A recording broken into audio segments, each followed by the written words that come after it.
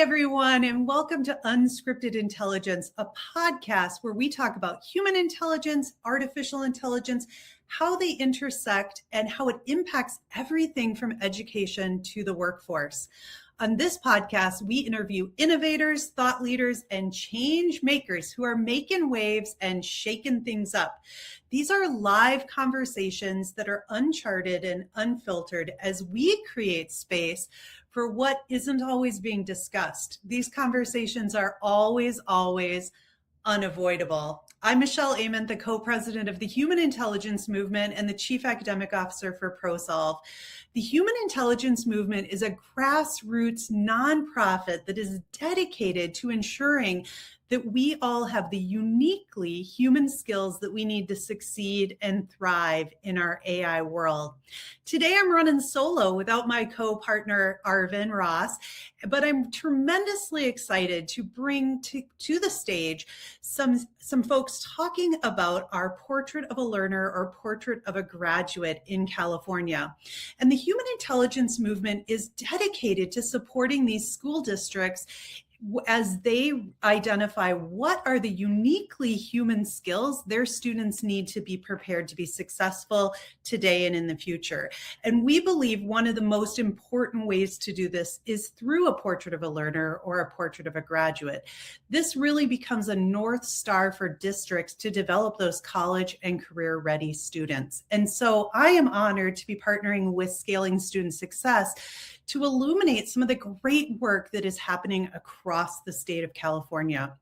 We are going to talk to two district superintendents who are making waves and shaking things up today, all the while keeping students at the center of everything that they do. So let's get into it. Let's welcome Dr. Matt Doyle, Dr. Gary Storts, and Roman Stearns to the conversation. Welcome. It's great to be here. It's great to have all of you. Let's start by doing a round of introductions. We'll start with you, Matt. Tell us who you are, where you are from, and give us a highlight about your portrait of a learner or portrait of a graduate. Great, thank you, Michelle. Well, first of all, thanks for having me. We always like to showcase the work we're doing down in Southern California. So I'm the superintendent for Vista Unified. Vista Unified is a fairly large school district of about 20,000 students in the northern part of San Diego County. And we're excited about our learner portrait. And what I'm most proud about, the portrait we have in our district is that it was developed with the majority of the voices being students from elementary, middle, and high school. That's fantastic. I cannot wait to hear more about how you did that and what the steps you took to get there. Thanks, Matt, for being here. Go ahead, Dr. Storts. Yeah, and on the opposite end of the state, in the true Northern California region, behind the Redwood Curtain, we like to say, you'll find Eureka City Schools and Humboldt County, rural, 3,500 students. I think one of the things that makes us unique for only having 3,500 students, we have 31 home languages at Eureka City Schools. So a really diverse rural part of the county, and we really like to lean into the global steward competency outlined in our portrait of a graduate, and hoping to talk about that a little bit more today. That's terrific. What I love about this is being able to see from a very urban setting to a very rural setting, how you have approach this portrait of a learner and still keeping kind of at the center the same probably goals and objectives, but probably in very unique and different ways. So I'm excited. Roman, let's have you introduce yourself and tell us about Scaling Student Success. Sure. Thanks, Michelle. My name is Roman Stearns. I'm the executive director and founder of Scaling Student Success. We're a California partnership. We've built a community among all the districts in California, like Eureka and Vista, that have a portrait of a graduate and are moving their portrait from poster to practice, fully operationalizing it in a way that it serves as a promise to their students, communities, and family members. And excited to have them as part of our community practice. We've done study tours to both of the districts and highlighted their work. We have case studies that have been published on our website for both those districts, among others. And we're excited about the work ahead. Well, that's tremendous. It sounds like both districts are strong partners of scaling student success, which is great. And as we go along, we invite you, Matt and Gary, to share a little bit about ways that you have partnered with Roman and the organization and how that's benefited the work that you're doing. So let's start off by talking about these portraits of a graduate. And tell us a little bit, and I'll start with you, Matt. You talked about how this was developed by students in the community, the students in your district and the community. So tell us a little bit about your portrait, and then how did you approach developing this? Yeah, it's a pleasure. We're going on nearly 4 years of implementation. So we developed this about 4 years ago, and it was a true kind of community event that took us an entire school year to develop. And so we were careful to make sure that we had student voices. We wanted to make sure that more than 50% of the voices involved in the development of it were students. And this is our second go around. Our original one was called a graduate profile, and it's migrated to a learner portrait. And the reason was because of the elementary and middle school voices. Elementary and middle school students felt like they wanted to have their fingerprints on what you called this, and they felt like all learners should be kind of amplified and elevated as we talk about preparing students for an increasingly complex world. So we're excited about that, but we also had many businesses involved, obviously teachers, staff members, many parents were involved in the process. So it was a true year-long development process.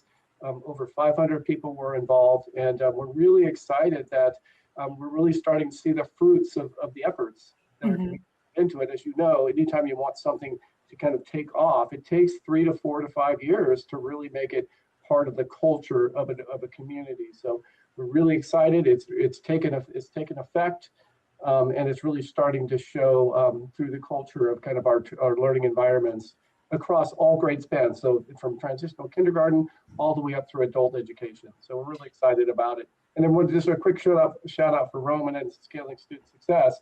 We wouldn't have been able to develop our learner portrait without Roman and his team, and the support he's given us and the network he has created with other superintendents in school districts. So really the success in our school district has a lot to do with the leadership Roman and his team have provided us. Well, that's terrific. I have two things I have to know about. One is when you think about all that feedback you got from students, what was something that surprised you the most about what they brought forward that maybe you wouldn't have recognized or realized if you hadn't captured that student voice?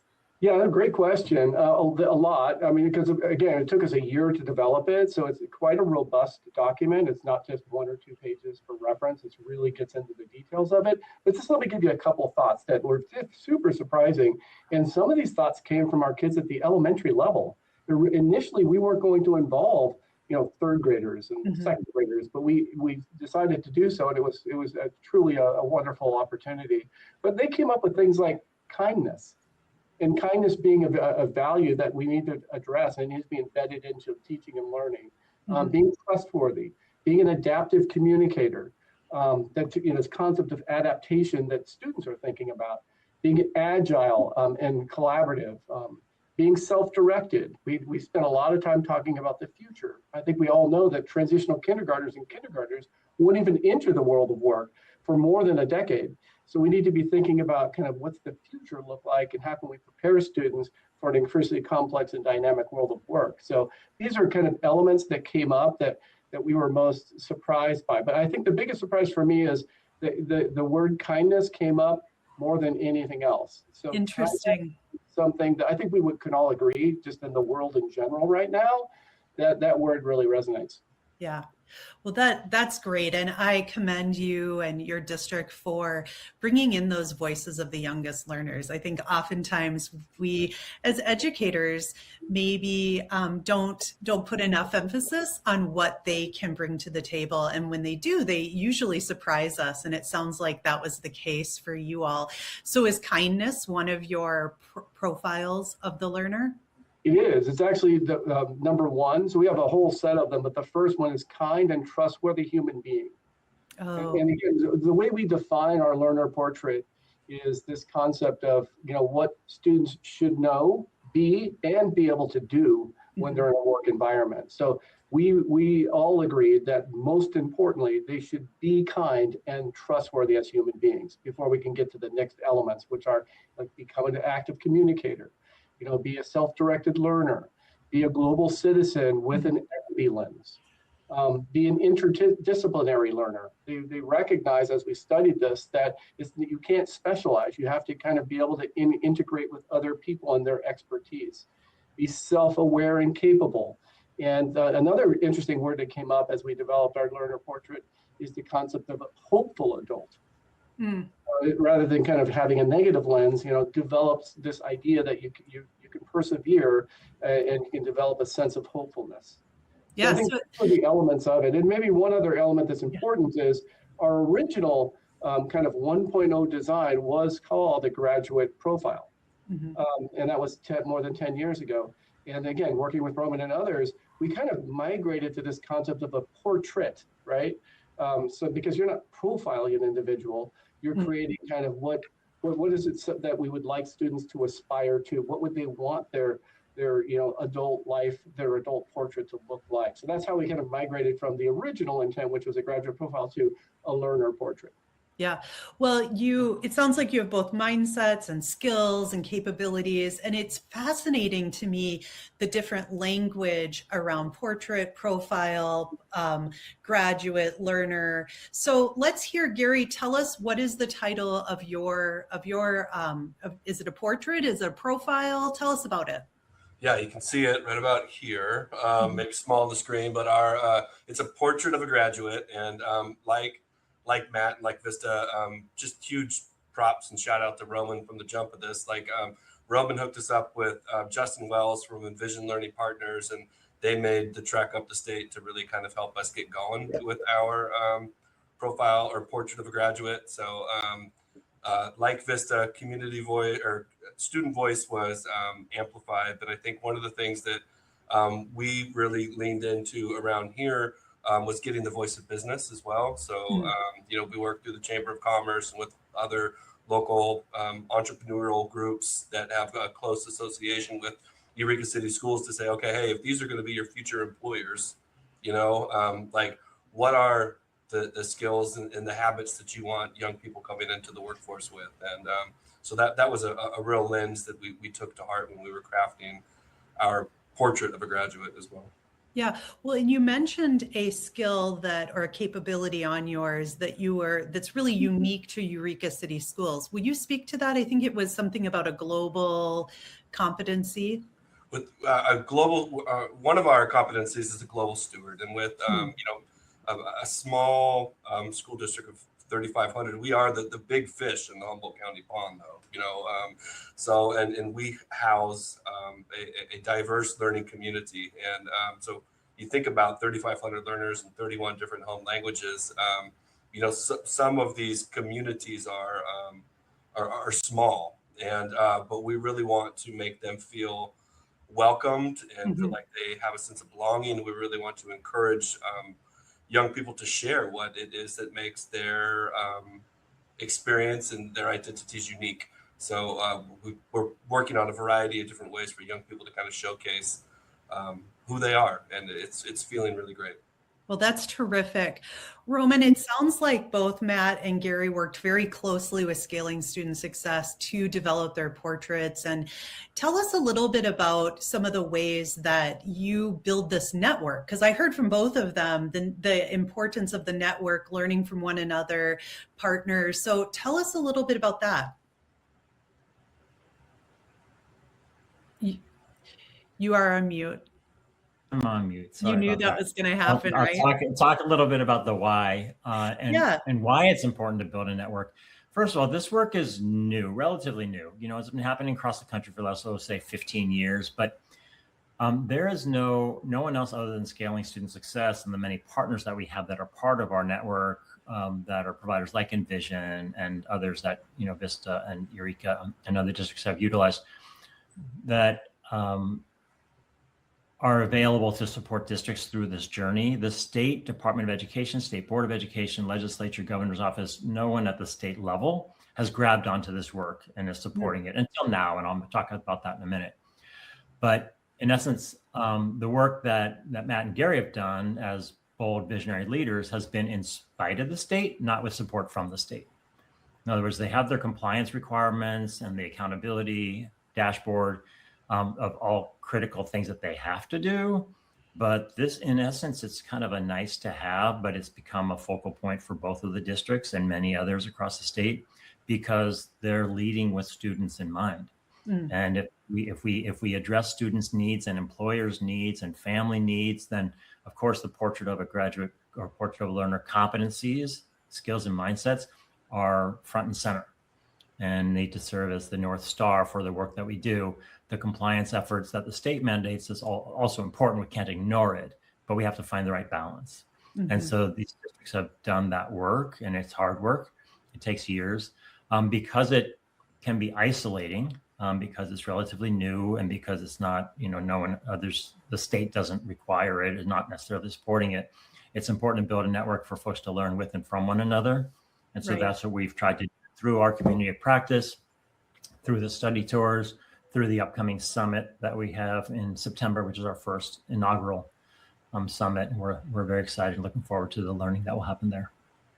That's tremendous. And I am thinking a little bit about what you said, that both Vista Unified and Eureka City Schools are doing the work in spite of maybe some of the barriers or challenges that come with that, which is really inspiring because when we, as the human intelligence movement, really looks ahead to the future. And I think, Matt, you said this, what are the skills that our students will need, especially in a world that we don't know what that will look like. I barely know what the world will look like next month, let alone years from now when students graduate. So my question to you both, or all three of you, is as you think about these uniquely human skills that students will need in an AI world, what comes up for you as maybe most important or most significant that your district is really focused in on?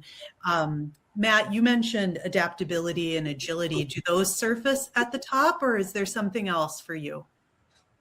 Yeah, I mean, I think that we all know that AI and the AI revolution is transforming everything we do, right? Not just in schools, but everywhere. So our focus on our learner portrait is this concept of how can students develop a mindset where they can manage and even thrive in a very complex, dynamic environment, right? So things that are moving so quickly that, you can't go to school for 4 years to figure it out. You got to figure it out as things are changing and expanding with AI. So I think for us, it's this concept of adaptability in an environment that is continually changing on a weekly, monthly, annual basis. And so how do we make sure that our students have opportunities in the learning environment, not to just do rote learning, right? Because gone are the days of knowledge. It's not a knowledge-based environment anymore. It's an interpersonal, communicative, collaborative environment, and not just with humans, right? And so we have to figure these things out, and we can't just try to protect our students from the future, right? We have to get them engaged in challenging aspects of the future, and that's kind of one of the main aspect of our vision that kind of promotes our learner portrait is this idea of learning how to solve local and global challenges. And so we want to create an environment that isn't as defined, I think, as educators have liked it in the past, right? It's more of an open-ended learning environment where students are stewards of their own learning, and the teachers are more kind of those activators of learning as opposed to kind of the purveyors of knowledge. I think that's a big deal. There's another element to this for us as we went through the development of the learner portrait, and that was the students actually called the bluff of the adults. And they said, we're spending all this time, and remember, it was a year-long process for us. It was quite a long time, more than 11 different meetings. And the students brought up, well, you have all these ideas about what you want me as a learner to do and the skills and abilities I should develop. What about adults? Shouldn't we have a portrait for the adults? And so that happened organically. We did not go into the development of the learner portrait to have an adult portrait, but now we have an adult portrait. So we have expectations of what adults should know and be able to do as well, because you mentioned earlier this human intelligence movement. It impacts adults as much as it impacts students. So this is kind of an environment where adults and young adults and students kind of learn together in a very dynamic environment. That's terrific. I think something that resonated deeply with me is we believe that the knowledge era is over and the intelligence age is here. Yep. And what I am just thrilled to hear is that Vista Unified Schools are holding both students and adults accountable to really build those human skills that are going to be needed as we shift out of a knowledge age into an intelligence age. And I think that adaptability, that being able to be agile and learn quickly are some top skills that we talk a lot about in the human intelligence movement. Gary, how about you? What's a top skill or attribute that your portrait of a learner is really focused on for this intelligence age? I think context matters in almost every bit of life, and in a more rural environment, the pace of change, may happen at a little bit slower rate. Eureka City and Humboldt County was once a thriving fishing and timber area.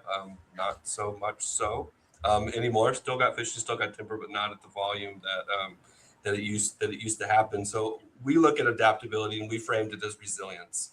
Because we know that our young people are going to have to innovate. The adults in the system are going to have to innovate with the same way, and it may not be comfortable, but we know that it's going to be a necessity for our young people to thrive moving forward. So that's something that we're definitely leaning into right now.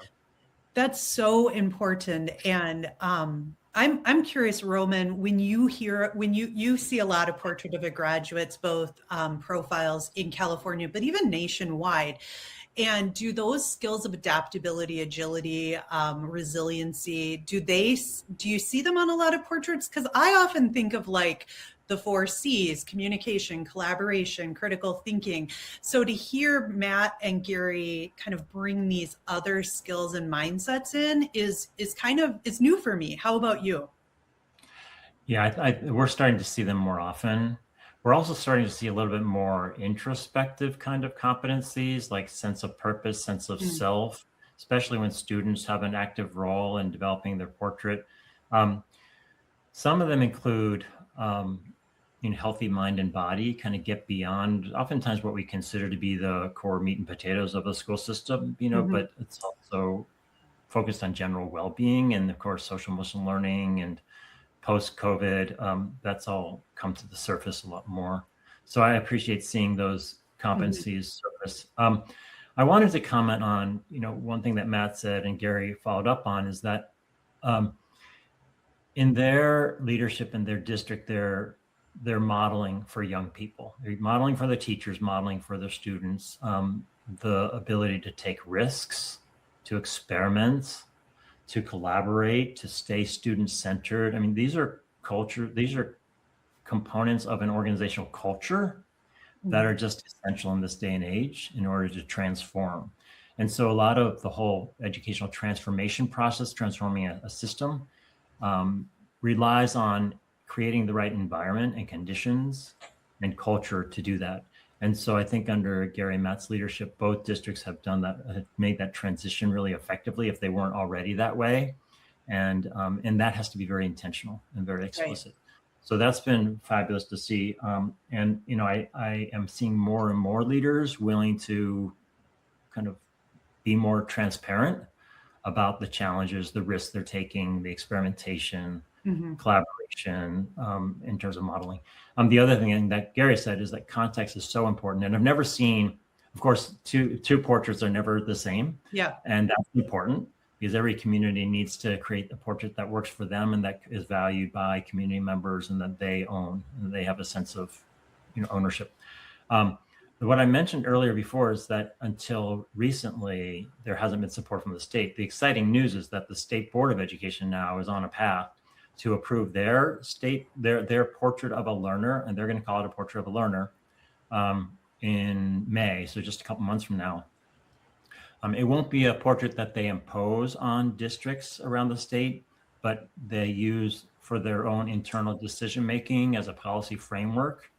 And that's important because then they're modeling a best practice. Mm-hmm. And that will serve the purpose of putting wind beneath the wings of the districts that have been doing this work. And it will also give a kind of implicit permission to many, many other districts, probably 100, 200, 300 more districts in the state that might have been talking about this or thought this may be a good idea, but wondering whether to invest in it, whether the states can get behind it. Now they can feel and say that the state is behind it, Mm-hmm. and they can share that with their state board members, with their community members, to say, we're not just doing this because it's a trend that some other districts are doing and that we see it's something that's a promising practice that the state board is modeling for us. Absolutely. And one of the things that I think about with all of these portraits is that you've made a commitment to your students, you've made a commitment to your community. How is it that you measure and know that that this is actually working? Like, how do you know that students are kind and trustworthy individuals as they get ready to exit Vista Unified School District? How do you know, Gary, that they are global communicators and citizens and are able to be resilient? Can you talk to us a little bit about how do you measure this? How do you know when it's working and when it's not? Yeah, I mean, that's part of it. Part of the answer is, I mentioned earlier with Roman, when you create a network of superintendents and districts, then you pull in, other agencies outside that are supportive of districts. It opens up the door to kind of come up with solutions to measurement. So we're working with a number of different outside agencies to have tools that can measure that. So one tool that we're using is called Impactor Pathway. Actually, they've taken the elements of the learner portrait and they've created feedback loops for our students. So our students actually reflect multiple times during the year on elements of the learner portrait. Mm-hmm. And as we're using AI, so the system has embedded AI in it, so they don't have to answer a survey, like a static survey, or write an essay. They actually engage in what we're doing right now, which is kind of videotaped interviews. And then AI takes that and looks for themes.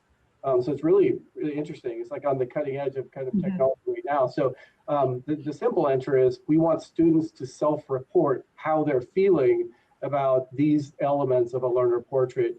We don't want adults to kind of bestow upon them kind of what their perception is. Again, it goes back to my point of educators need to be activators of learning now, not purveyors of knowledge. Mm-hmm. Students have to be in the driver's seat of their learning because we know that the teacher can't keep up with how quickly everything's changing. So we need to kind of shift the script and kind of put the student in charge and support the student in meaningful ways. Well, and it makes me think about what you said, Roman, around that interpersonal. So not when you are a student reflecting and thinking about your thinking, you're building your own self-efficacy, your own self-awareness, your own metacognition. And I think that's, I'm hearing you, like, you're not having teachers evaluate, are they doing it or not? You're having students really own that learning and internalize those human skills. So that's commendable. How about you, Gary? How are you knowing what's working? We Matt's a little bit further along in the process than we are at Eureka City Schools, but we've got a vanguard group of teachers right now that are looking at transition years. So elementary school at Eureka City Schools ends in the 5th grade. You go to high school after your 8th grade year. So 5th graders will be looking at a portfolio defense of how do I know I'm ready to be a middle schooler? And they will be presenting their portfolio, their defensive learning, that show the embedded portraits of a graduate right over here, that they'll be communicating out to their peers and to some folks on the middle school leadership team and others, that how they know they're ready to be a middle schooler. Same thing with middle schoolers to the high school ranks, so having a select group of high school teachers and high school learners sitting down and listening to 8th graders talk about how they know they're ready to be successful at Eureka High. And then as young people are transitioning into adulthood, whether it be college and or career, having industry partners and educational partners like sitting on that panel and giving feedback and hearing, young people talk about their journey and how they're living this pledge, these 6 competencies that we promised our community that we would deliver in people, and how we're living, upholding that promise to the community. Fantastic. Well, I think, we probably could all agree that to measure a profile of a learner, it really comes from performance, like show us that you can do this. And so using a portfolio system, a performance-based approach is a great way to really demonstrate, am I a solid communicator? Am I able to collaborate with other people? Do I have evidence of being resilient? So, Roman, anything else you'd add around kind of how to measure these skills and how we hold ourselves accountable? You talked a little bit about that accountability a little while ago. Yeah, well, first I'd like to elevate and celebrate both Matt and Gary. Their 2 districts are 2 of the districts in the state that are moving furthest, fastest towards a competency-based system of education and using their portrait as a driver for that kind of change. That's become much more popular in other states across the country than it is in California. But it's great to have leaders like Lindsay Unified, and both of them have worked closely with Lindsay to move toward that direction. And that the value and importance of that is that it centers the student, the learner, right? And so many of the districts that are a bit more evolved in their portrait implementation process have realized that it's not, as and both of them said this, it's not about a teacher evaluating a student. It's rather a student self-assessing and reflecting on their learning in a more metacognitive kind of way, and owning their own progress and being learner-centered in owning their progress and setting goals and getting help when they need it. Like, that's very learner-centered and very competency-based kind of approach to education. There are still, I think there's a way, and many districts are starting to do this, to triangulate data, to take the learner's self-reflection, but also take, a peer assessment if students are working with groups, and then take a teacher's evaluation, maybe even family members, internship supervisor, after-school provider, other youth-serving adults, to bring them into the equation of helping get a more holistic, well-rounded assessment of a student's progress on their portrait competencies. And that becomes a more powerful and likely more reliable and valid measure of progress. But ultimately, we do want young people to own it. Ideally, we move towards a system that certifies students in a way at their level of progress through digital badges or some other type of portable credential that they can bring to an employer. We're not quite there yet in California. There are districts that are dabbling in that work. I think other states are probably a bit more ahead of us, but we'd like to see more of that happening in the years to come. Yeah. Well, I think you bring up something, that triangulation of data is very important because it gives that holistic, that whole child perspective. And I think even as educators, what it can do is illuminate maybe bias or gaps, places where we haven't seen a student's strengths, and places that maybe we aren't looking at students through an asset-based lens. And so I think when we think about those whole child efforts, that really should be center and key in the assessment. And I'm hearing that in that competency-based approach by both Matt and Gary. So as we start to round out our conversation today, I would love to give each of you just an opportunity to pass along to everyone something in doing this work. What advice do you have? What truths would you tell that really would help a district that's maybe just getting started or feeling a little stuck? How would you inspire them? Gary, do you want to go ahead and go first? Yeah, first bit of advice would be to call Roman. The guy has been at this for a minute and is so well connected and on a first name basis with so many key players across the nation. I've been fortunate to meet many of them all through Roman. So shout out to Roman and Scaling Student Success. And then, I mean, as far as progressing the work, it's stay the course. I think take the time to craft a really thoughtful portrait of a graduate. And if you really make that your North Star that you're basing decisions off of, it centers the learner at everything that you're doing, and it makes complicated decisions a little bit more simple. But call Roman. Terrific. Good advice, Gary. How about you, Matt? Well, I think Gary's spot on. I mean, I would highly advise a new superintendent or a group of people to not do it in a vacuum. Do it with other like-minded people who you may learn from and kind of build off of. I think that's step one. Step two is whatever you do as a district is developing a new learner portrait, make sure you do it in partnership with where the kids are going to get employed. So this relationship to gainful employment that pays, livable wages, so that there's relevancy in your learner portrait to the world of work. That's a really important part. You mentioned earlier, how do you track or how do you triangulate data? Well, the best triangulation of data is kids getting a job. Are those skills and abilities in a learner portrait translating into their ability to, one, get a job, and two, retain the job and move up in that career lattice. And then the third thing I would say is make sure that you actively engage educators in the process, because this is about culture shift. It's not about a piece of paper. It's about how we approach the learning environment. And the learning environment has to change to adapt to an increasingly complex and dynamic world. I mean, this world is getting faster, not slower.